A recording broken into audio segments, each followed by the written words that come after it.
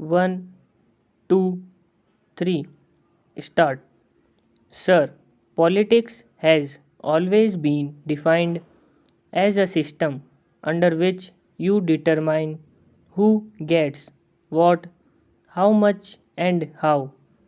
Politics is concerned with the distribution of assets, resources, and goods and services of the society, but politics in our country has been reduced to a game of competitive acquisition, and we politicians perhaps are very acquisitive animals.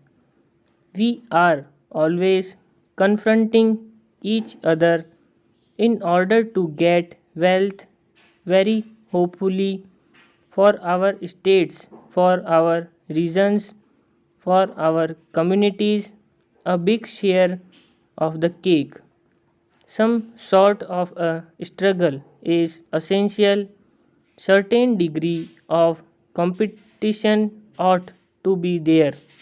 But when it is carried to a point where we start encroaching upon the legitimate aspirations of another reason for our country, then perhaps we give rise to a situation which does not augur well for harmony, to which my friend referred. Next para. Sir, we have two ways of looking at the problems that are with us today. One is, of course, to go into contemporary reality. The other is to take a conceptual view, and that what I imagine the Commission has tried to do. What is ought to be, what is the pattern that we should proceed towards. Of course, the real test will always be how we can change from the contemporary reality to that ideal which we are harping on, but the tendency that we find today, whether it is the central government or the state governments, the overall tendency over the last 50 years has been that every political party in our country and every political leader has been speaking in terms of decentralization or power, keeping in view that surrender is the ultimate test. But the actual fact, we must admit that the trend has been towards centralization.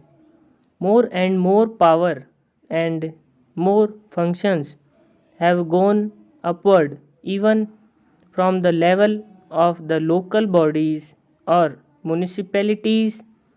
The functions that we at one time carried out by panchayats, they have all become concentrated into the hand, what you call bureaucracy, or the district administration or the state governments. In fact, if I say so, to a large extent, many of those functions have also in effect been concentrated in the hands of the central government. There are ways of doing it. Some are blessed with favors and some are looked at with disfavor. Stop.